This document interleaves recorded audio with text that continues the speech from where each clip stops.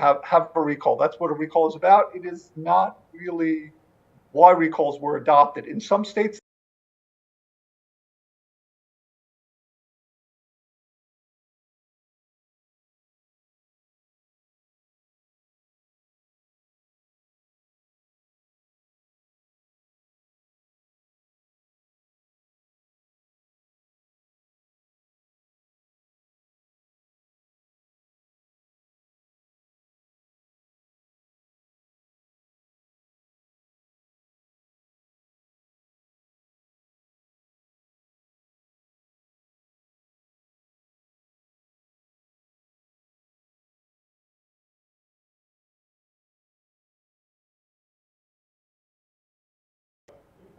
those states don't have that many.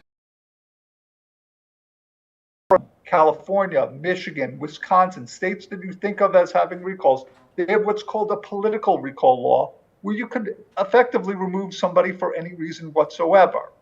They have many more recalls. Recalls also have very different policies on how the votes take place. And you see this in Oregon versus California, where in some states they have a replacement vote. We saw this with Arnold Schwarzenegger most famously. He lost and he was replaced. Gray Davis, the California sitting governor, a Democrat, lost the race. There was a separate replacement race. Arnold Schwarzenegger won that race. Some that they could have that race on a separate day, the same day. You could have that race. You could have an election where both of them run together, or as in Wisconsin, basically a jungle election where the candidate just faced a new election effectively. Oregon and many states, most states, have a automatic replacement model where there is no replacement election, where the person is either appointed or, say, if it's a lieutenant governor, in Oregon's case, the secretary, if it's a governor, the lieutenant governor steps up, or in Oregon's case, the secretary of state steps up. These very diverse laws make recalls interesting to see. And, sometimes they take place when there's the election is a big issue. Does it take place with the general election or primary, or could you have a special election? Some states require one, some states allow special elections. What's interesting, perhaps, or most interesting, is that it doesn't make that much of a difference. General elections versus primary elections versus special elections, they all actually, if a recall gets on the ballot on a general election, it seems to be more successful than if it's a special election, which surprises me and most people. Recalls are very successful. That is perhaps the biggest factor. Recalls work. They're very hard to get on the ballot. About 2/3 to 3/4 of recall attempts seem to fail at the signature gathering stage. But once they get to the ballot, they succeed.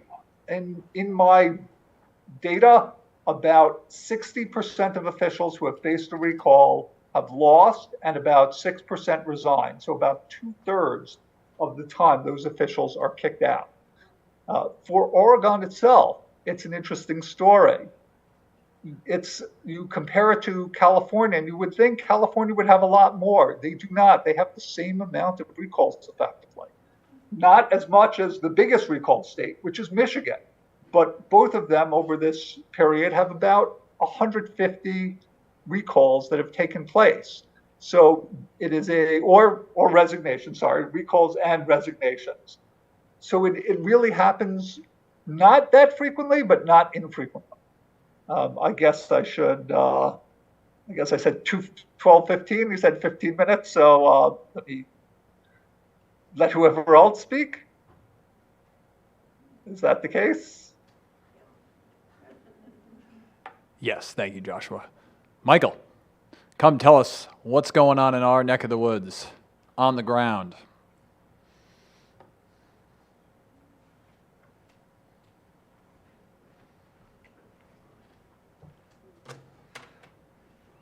Well, I guess I can say good afternoon. We sort of went through all of the background on recalls, and I'm more of what you should do and what you shouldn't do. I learned firsthand on recalls that it is a very complex system to do it, and there are a lot of steps involved with it. Why I got involved was basically down in Cottage Grove. I think they already pronounced that.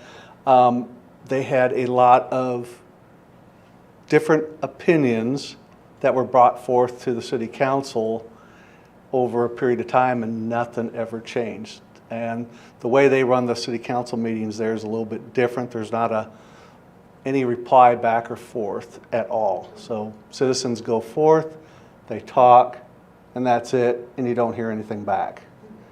And it's a one-way street, and nothing ever changed. And a lot of it had to do with our city manager down there that was down there. He just resigned.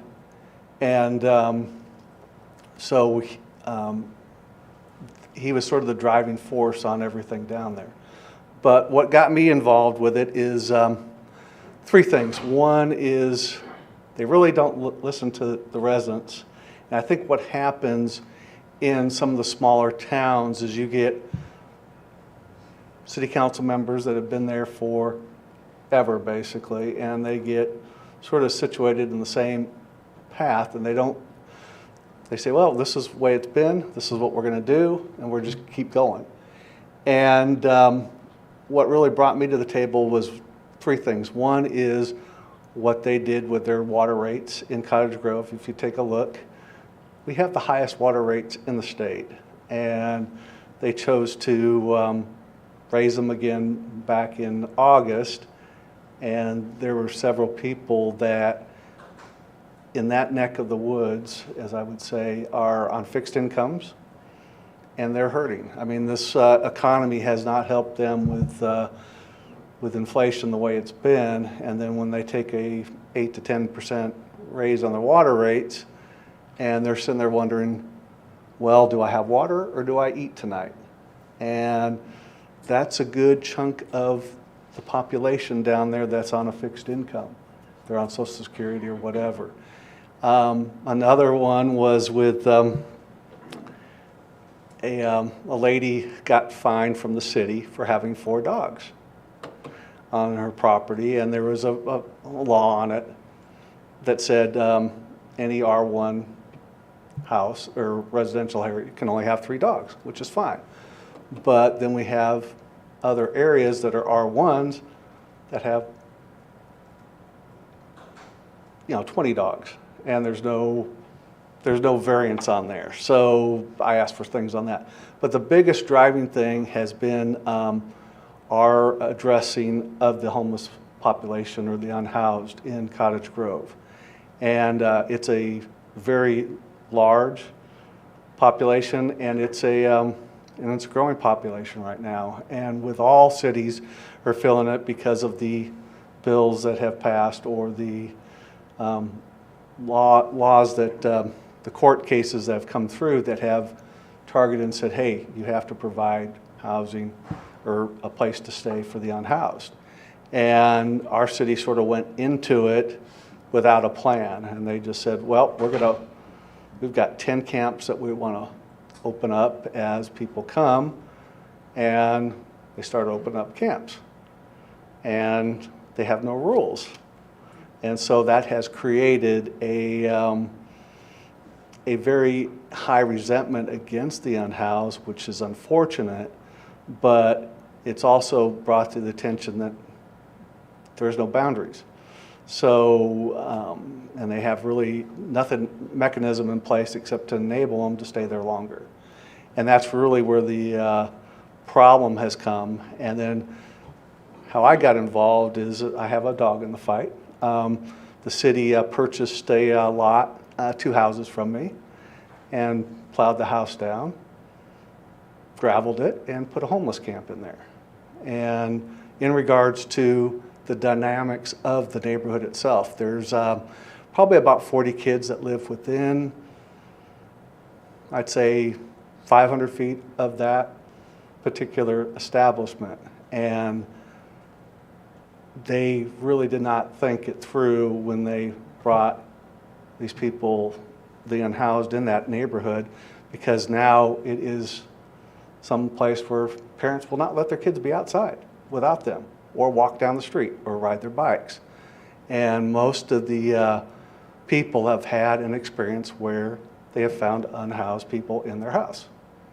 And the city management has sort of backed off and not prosecuted anybody or done anything. They just let them to continue to do that. And in my neighborhood, I know of 10 different houses that had that problem, where they come into the house and somebody's in their house. And, you know, sometimes a lot of it's mental and a lot of it's drugs. And that's a endemic problem within the city and within the country. But when, you know, the city, you know, we've had numerous meetings and conferences and things like that with the city, and they want to keep going the same path. And we're saying, let's put the brakes on and do something else. And after 10 months, I got tired of it and started a recall process on 3 of our city council members. Knowing what I know now, would I have done it? I don't know. It's a lot of work. It's very tedious, as the speaker before me said, that most of it gets bogged down in the paperwork with signatures and things of that nature. Just for an example, I had 3 recalls that I put through. It took me from the start, when I first started, because you have to get an EIN number and a PAC number and bank accounts for every single one that you do. It took me about 2 months to go through that, and then you write up all your petitions or your recalls, and then they have to be approved, and then they go forward from there. And then they have to be identical to what you do. You know, every form has to be the same. I had that issue too. If they don't photocopy right or something like that, they get thrown out. So just to let you know, we had 3 recalls. We had the required amount of signatures on all of them. But because of some technical errors of whether they put CG instead of Cottage Grove, or didn't fill out all the zip codes or things of that nature, we went down to getting one of them recalled right now, and it's in the verification process. So it's a very, and what I think probably the biggest thing that was the most eye-opening, it wasn't until I started the recall process that the city council members actually started wanting to talk about what's going on in the city. And I said, well, are you aware of what's going on in the city? Do you know what's happening to some of these neighborhoods that you have decided to, bring unhoused in with no rules? And they started, seeing stuff, and now they come up and say, well, we have some plans in place, but here we are 2 years in the going and nothing's been done. And so the biggest thing that I found, and I wasn't until I started digging in, is they have changed a lot of the demographics within the city for the city council. We have 4 wards and then 2 at large voting districts. Well, I thought they were voting districts. About 10 years ago, I guess, somehow one of the council members brought it upon themselves, and they've put forth where basically it's all at large for all city council members. Most people aren't aware of that. I wasn't aware of that. And so when the voting pamphlets came out, I only voted for my ward and the at-large and the mayor, and that's what most people did. So there's things like that have come through. Also, in what they have now in place, if a city council member gets recalled or resigns, the city council chooses their replacement.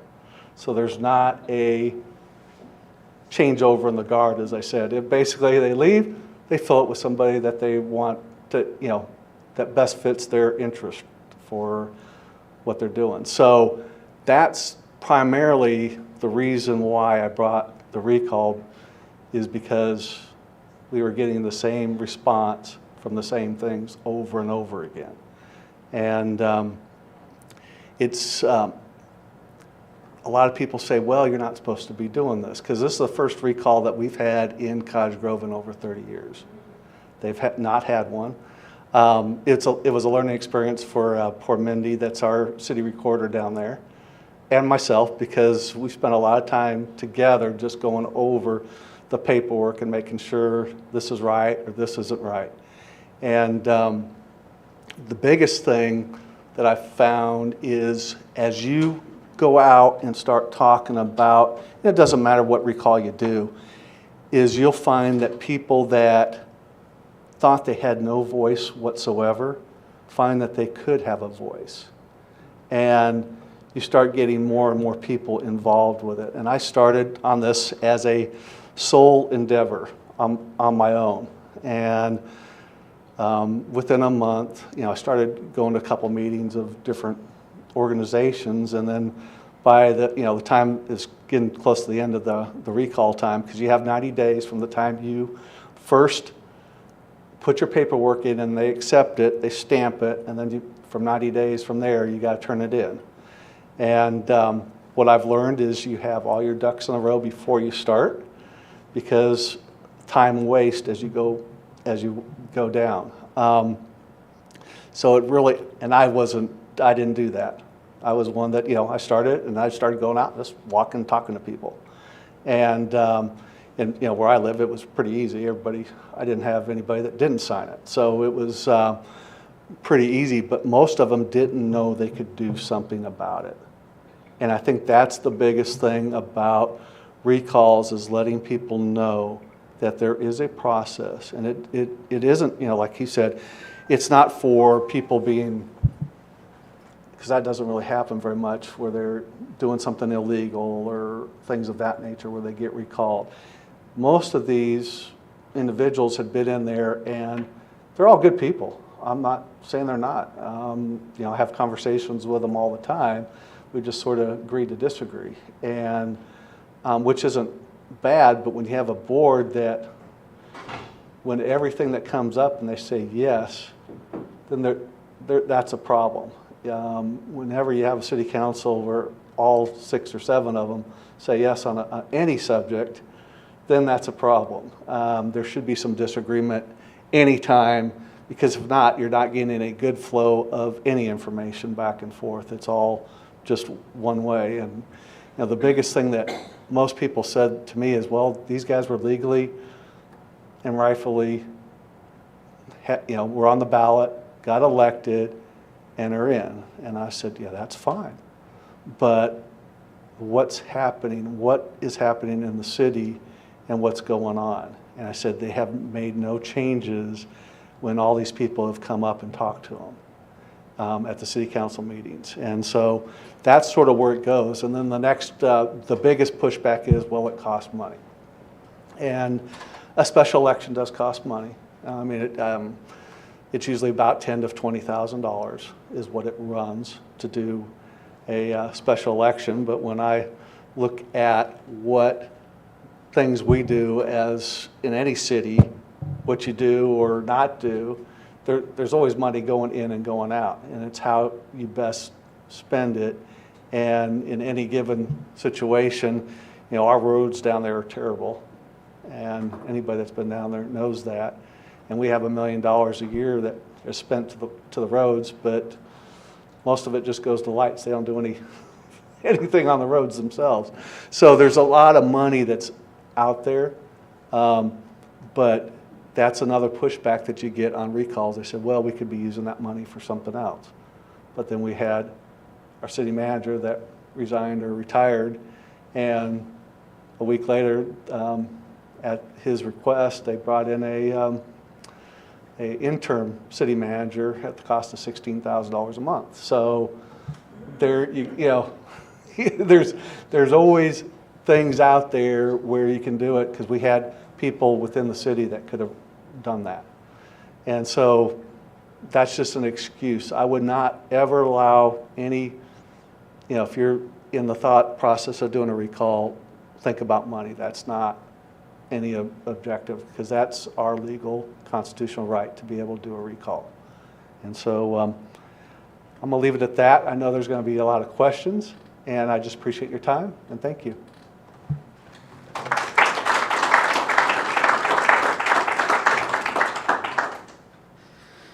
Thank you, Michael. We'll begin our question and answer segment in just a moment, but first I'd like to thank the business and in-kind sponsors whose support helps to make City Club possible. Thank you to our gold sponsors, Network Charter School, Hirschner Hunter LLC, and Evans Elder Brown and Subert. Thank you also to our in-kind sponsors, KRVM 91.9 Radio, Alpha IT, Dotson's Photography, the Ninkasi Better Living Room, and Claim 52. Also, a special thank you to our award-winning public radio station, KLCC FM 89.7, for airing City Club programs Monday nights at 7 p.m. For those listening at home right now, your household is one of several thousand tuning into City Club on KLCC, and we love that you are here. You can also find all recent City Club programs archived on KLCC, as well as on our YouTube channel and as podcasts. Again, we'll take a brief break, and then we will return with questions for our panel. Thank you.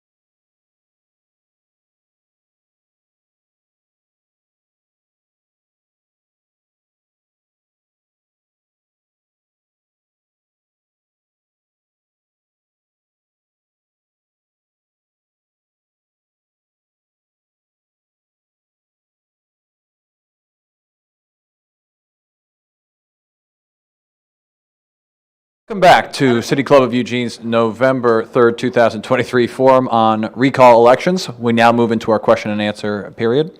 Sandra, you're the first. Sandra Bishop, City Club member. Michael, thank you very much for coming today. It's good to hear the local story behind what's going on at Cottage Grove.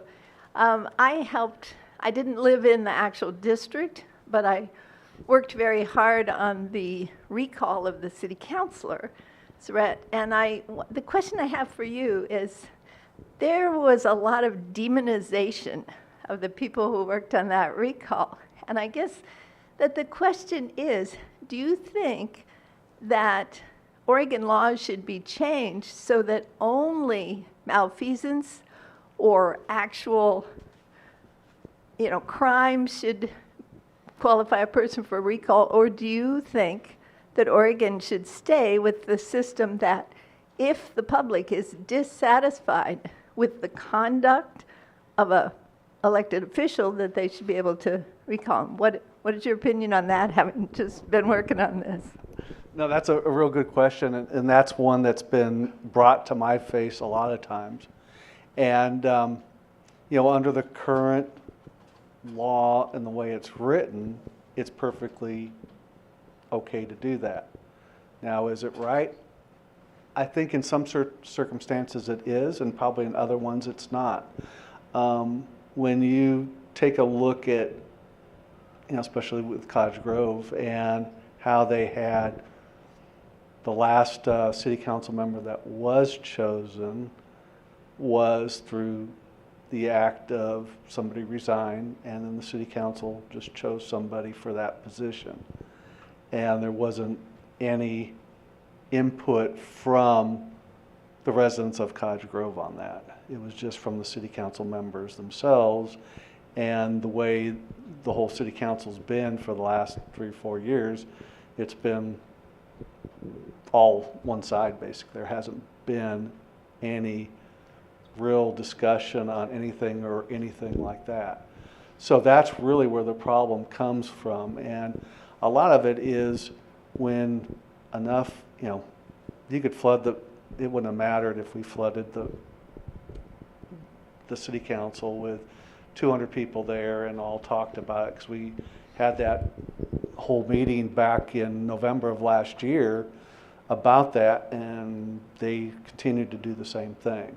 So I think when you get to that point of time, that's when I think a recall is necessary, because you get to a point where do you really want to continue to let the things happen, or do you want to change and not accept those things anymore and stand firm? And I think that's really where it comes down to. Joshua, do you have an opinion on this? Should recalls be explicitly limited to certain circumstances, and how over time have folks thought about this in your experience? So this is a big question with recalls, and most states have political recalls for any reason, like Oregon, and a few states have malfeasance standard recalls. The states that have adopted it recently, more of them have been in the malfeasance standard. But voters seem to prefer the political recall laws, and you see that they continually adopt them. And when you think about recalls, from a broader perspective, the real question is, what is the role of an elected official? Is an elected official elected to be a trustee, somebody who is there because we feel they have a better view on things? Or are they supposed to be a representative, somebody that we're electing because we have a position and we want them to be the best advocate for that position? The recall is very much a thumb on the scale of that representative model. And the reality is most people prefer that. Over time, we have very much moved to that direction. Another factor is the time served in office. So people feel, well, they have a certain amount of time. They were elected and they should have that time. But there's no real reason why it's 2 years or 4 years. And if you look at the constitutional debate, you see they were not sure how long somebody should serve.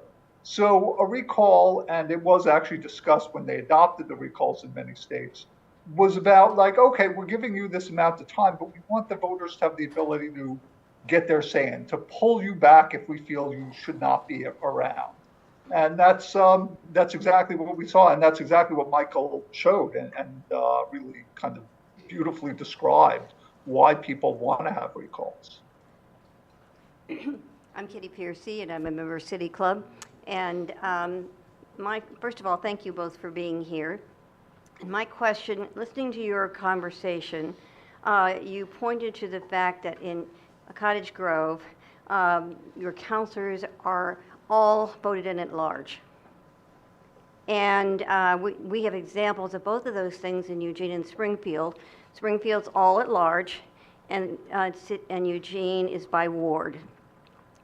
Yeah, it seems to me that maybe you want to address the ward situation, because then you can be sure that somebody from your ward is at the table. That doesn't guarantee that they'll agree with you, but it does guarantee you that somebody who sees what's going on in the area that you live in is sitting at the table. So I don't know if you've ever considered that, and I'd like to hear both of your positions about the at-large versus the representation from different wards. Michael, why don't you lead us? Okay. As I sort of said, diving into this, I sort of found out about that Cottage Grove doesn't have wards, and it was changed a decade ago by a city council member. And some of it, what they said was there was a couple of them that did not have very many votes coming from that ward, and that's why they made the change. And right now, the way Cottage Grove's set up, I'm just going to talk about them, is originally 10 years ago they had 4 wards, and the people within those areas voted on those 4, and they had 2 that were at large, and the mayor's at large. And then they made the change, and now everything's at large. So, and a lot of the residents, including myself, were not aware of that. I mean, I see things that come up on the voter, when you vote, but I said, oh, that's Ward 4, that I don't live there, so I didn't vote for it. And because I just didn't think it would count anyway. So that's a learning process, and this is a recall that we're talking about, but that is a initiative that I have going forward in Cottage Grove to change that. So that's, in fact, after I leave here, I go back and visit with the attorney on that for the city, because that is one of the things that I totally disagree with, and a lot of people were not aware of that, as well as the city council being able to nominate whoever they want for that open position. So that's also going to be an initiative as well. So it's that was an eye-opener for me, as well as most of the people that I spoke to out there. Joshua, do you have anything to add about this, particularly whether you see recalls more often in at-large situations where people might feel more distant from their representatives, or is there anything that we can distill from the trends? Well, I think so. There's a couple of things. One, just in general, at large seems to be less popular. Most places, I think, have district-based that I've seen. There's, maybe there's positives and negatives to all types of things, but at large has the possibility of somewhat of an abusive process where you have a majority and you're able to just elect everyone as opposed to a district-based, which potentially gives minority voters, and by minority I mean politically minority, a chance to get some representation.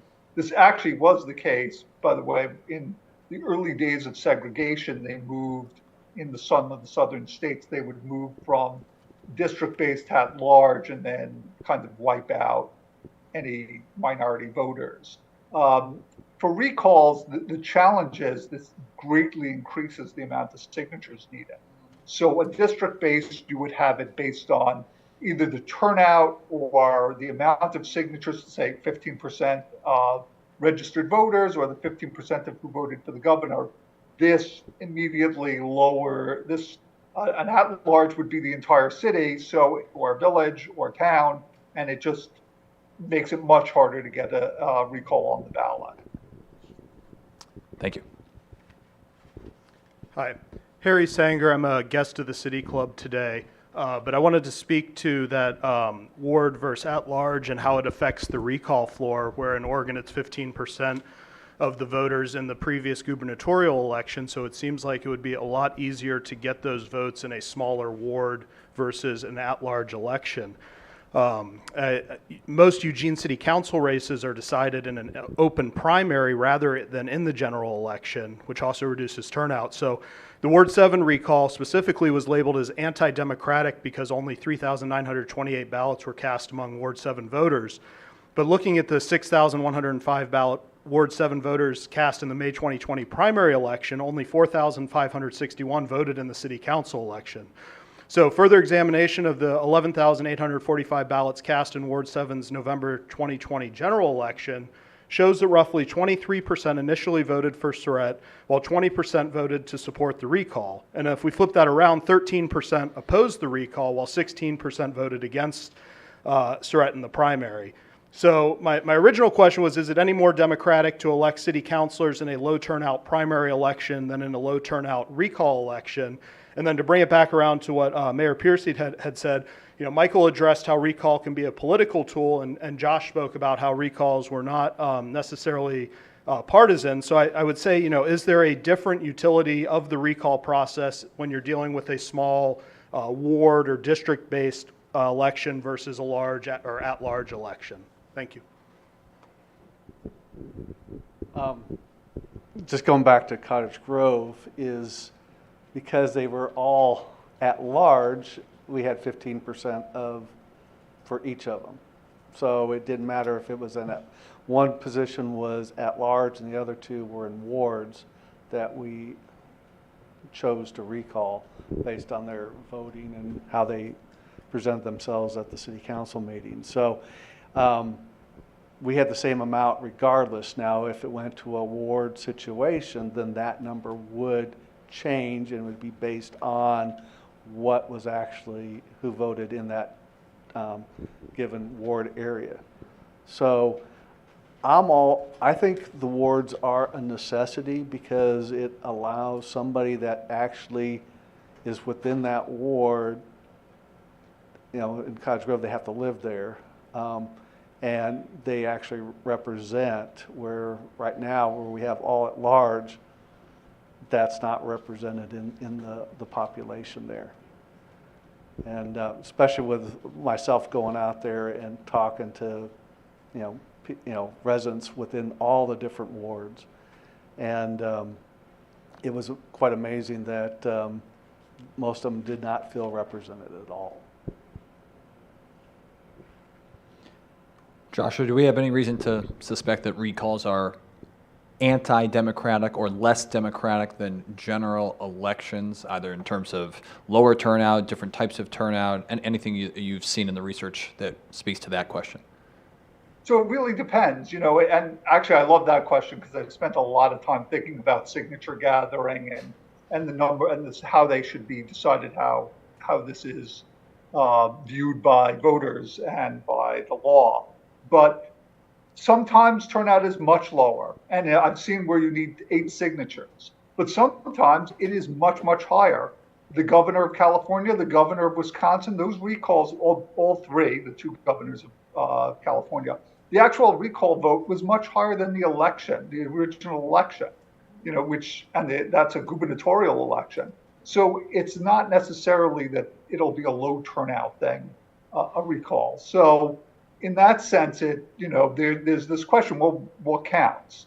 I think there is that issue of how many signatures are needed, what types of signatures, that's really like a kind of a good debate. I have previously thought until this year that it should be tied to how many registered voters.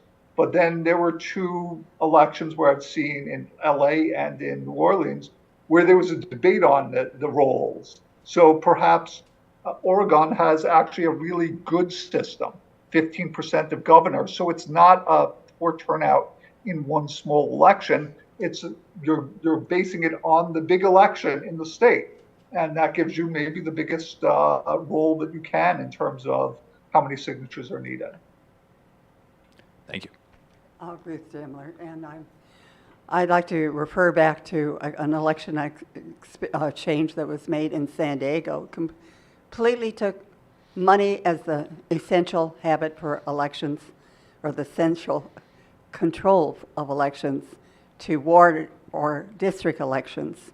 And we experienced a completely different group of people running the city, and people seemed to be thrilled that were involved. We had the first black elected in the black community. We had the first Chicano in the Chicano district.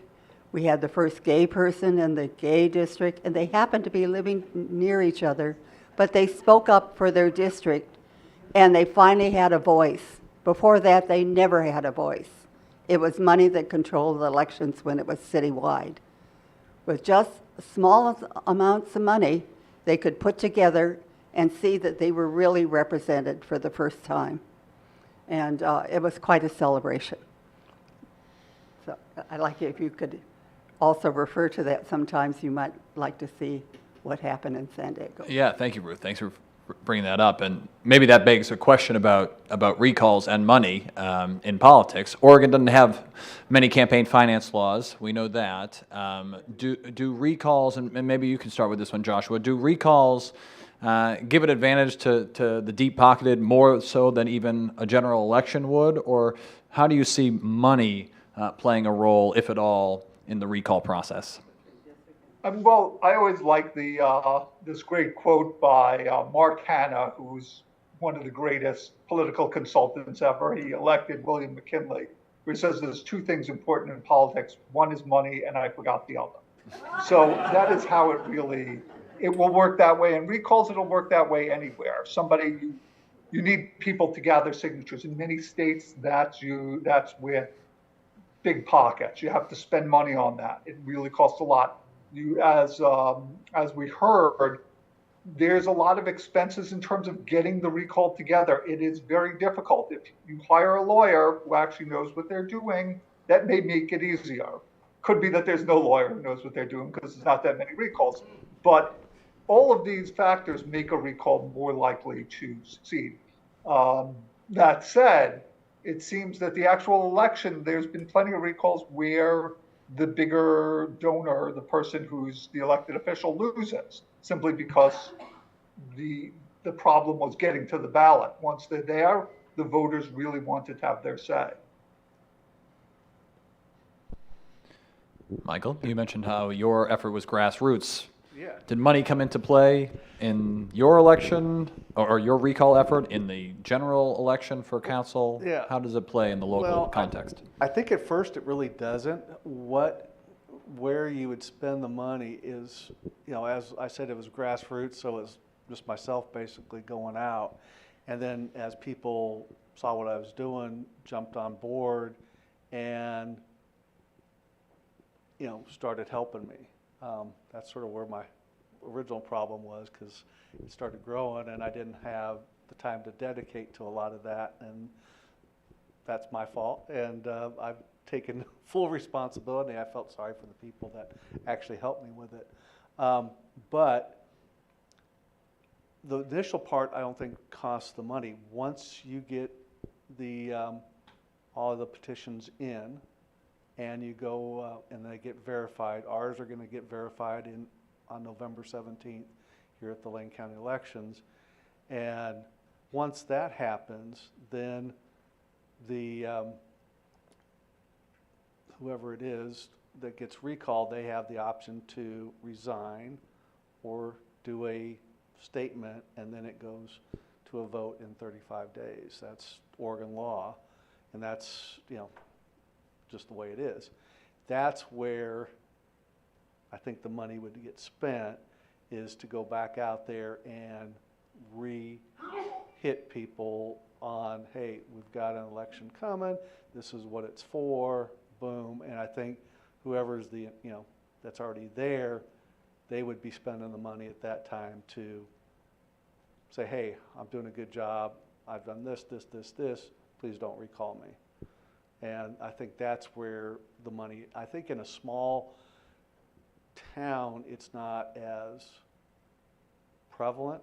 If you get into a state-type recall, there's a lot of money that gets tossed around. And it's not just from the people from, Oregon. It's a lot of other political action groups. And there's a lot of laws. They've changed a lot of laws in Oregon. They just passed one that, if it's cash donation, it can only be $100, and that's it, one time, because as some of our higher-ups in Oregon, back with the cannabis industry and stuff like that, they were just dropping bags of cash off at their offices.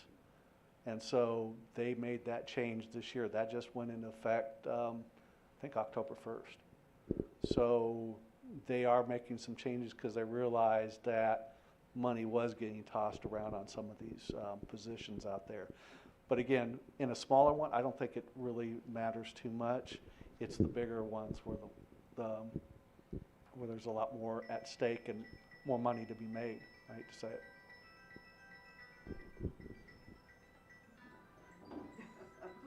Thank you. One moment.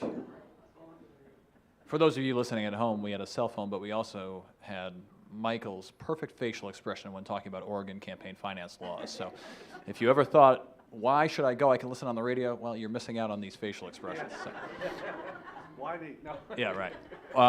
Before we get to the next question, Mary, one from online that's been upvoted by several people, and it's basically the question, why not wait till the next election? So specifically, what problems with elected officials cannot be tolerated until the next scheduled election? Presumably, you're never going to agree completely with a given elected official. So is it the number of problems, the severity of the problems? What is it that can't wait till the next scheduled election? I think this one's for you, Michael. That's a great question. And like I said, when I first started into this, it was a passion of mine, and I went out and just chose, I didn't even really look, I'll be honest, I really didn't look at the city councilors and the time that they had left or on their things. I just looked at, when I was there, how they voted and how they reacted to certain things out there.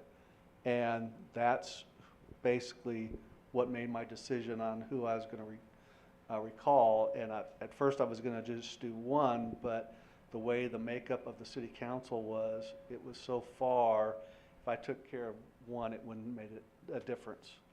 So it really needed to get back into where it was more of a balanced council. And so that's why I chose 3 and went from there. Now that I've looked at it, some of them are out a little bit longer. There was one that was brand new, and within the regs, they have to be in their position for over 6 months before you can do a recall. So that's just one of those things that's out there. So that eliminated one that I was going to target. So it's just, that's why I went with the 3 that I did. And I think it's getting down to the question of who. It's really, if I'd known what I know now, I probably would not have targeted the one that was in my council, even though that were the ward, because he's coming up for election this next November. So that I probably would have made a change on that if I'd known that. But given that, I think there is not a time, because there are certain things that happen out there that you just can't tolerate anymore, and you've got to take a stand. And if you fail, you fail, but at least you made it an effort, an attempt, and if you have the support of the residents, then I think it's worthwhile. If you don't, and if I would have went out there and didn't have the support, I wouldn't have kept going. I would have stopped and said, okay, I'm good. And there's nothing in the process. You can start a recall, and then at any time, as the chief petitioner, you can withdraw it. And so, but I've had enough support, and just because of some technical things that I did, all three of them aren't on there. So that's just the way it went. Thank you. Mary Layton, City Club resident for a long time. So also relevant to the point, a member of a family that has for generations run for office, sometimes been elected, sometimes not been elected, sometimes been elected and not elected. And so I listen to you and I'm thinking, holy cow, this guy has put hours and hours and hours into walking the pavement, ward healing, we used to call that in Chicago. And so when are you going to run for office? I mean, really, you got everything you need to know about the nitty-gritty of it, and you've certainly thought of the issues. And so there's an opening coming up, apparently, in a... I mean, I'm quite serious. Yeah. We need serious people on these, Yeah. in these groups. Well, that's a great question, and most people that I have talked to said, well, when are you running? And I said, you know, that wasn't my intent. My intent was to make a change and get the direction going and then go from there. And, but now that it's, progressed a lot longer than what I wanted, I probably will run. So, for that ward. So, but it's and there's the great thing, at least for myself, is when I've gone out and canvassed, and out of anything, I love doing that. I like going and talking to people. I don't have a problem talking, as you can tell. But it's finding their perspective on things and what's really important, because what's important to me isn't important to them. Something else is more important. And that's what I've really learned out there, is that you have to get out and talk to your residents and find out what's really affecting them and what they're looking for. And I think that's the key. And we've lost that because we get bogged down in the minutia of, well, I've got the city council meeting, we've got all these agendas, and I've got to do this, and I've got my regular job. And so that's where the problem, I think, comes is, some of it's time, but then some of it's managing that time and making sure that you're really keyed in on your people that that you're supposed to be representing. That's really what it comes down to, is representing the people that are out there. And I think we've lost that all across the board. With anything, it's more about how can I win my next election, instead of what can I do for my residents today to make their lives better, today, not 10 years from now. I think that's really what it comes down to. Joel? Joshua, I'd like to hear Joshua's response to why we can't wait to the next election. The next election is 6 months away, or less than 6 months away, for a primary in May in Oregon, or for a general in November.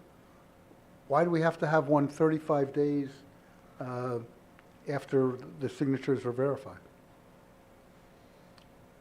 Frequently there is this grace period, as Michael mentioned, where there's no recall allowed.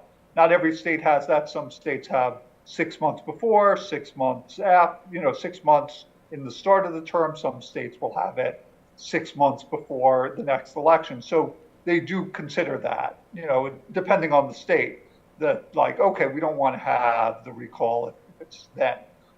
But on another more practical level, perhaps, that's enough time to enact policy. So maybe I want to remove you right now so you can't do whatever policy I do not like. Again, this is really a decision by the voters and by the elected officials when they adopt the recall law. Thank you. Another question from our viewers online.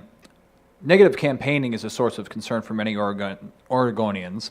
Since recalls specifically oppose individuals, is there anything recall campaigns can do to maintain a positive and issue-focused approach? I'm curious if you tried to do that, Michael, how negative it was against the individual versus positive, and Joshua, whether you've seen anything in the campaigning around recalls that suggests they're more negative than the general election. Well, for me, I never really addressed the counselors. What I addressed was the problems that we had within the city and focused in on that and said, this is the way we've been going. We haven't had any changes. It's now is the time to make the change. And it was based on, basically the key points I said, our roads, water, and our in-house situations that we had within the city, and them just continue to go down the path of doing the same thing. When they clearly knew there was problems, but they didn't want to do anything. Joshua, what have you seen in these types of elections in terms of negative Yeah, campaigning versus a regular election? I don't see it as more negative than other elections. As I said, and as Michael really showed, it's generally policy-based. That's not to say that there's not negative elections and a lot of negative campaigning, but it's really a policy issue. And the reality is, elections have always been extremely negative. We like to think that they were this very positive, everybody was just sitting there talking and deciding on who was the best person. But you go back to, Jefferson versus Adams, and you will see we were very, very negative as in every election. Michael, maybe you'll be the first to run a positive campaign. We'll have to watch. That's all the time we have for questions today. Please join me in thanking our panelists. This has been our November 3rd, 2023 conversation at the City Club of Eugene with Michael Bork and Joshua Spivak.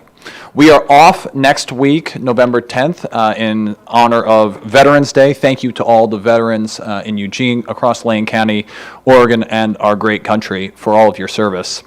Our next program will be the following Friday, November 17th, when we address the future of Oregon's education system, a little topic. And we do it with a student's perspective. We will be down the road at U of O in the Redwood Auditorium at the ERB Memorial Union. The students from the Democrats, from the Republicans, from the Democratic Socialists are going to be our panelists. If that sounds like fun, I assure you it will be. So we look forward to having you there. See you all on the 17th. Thank you.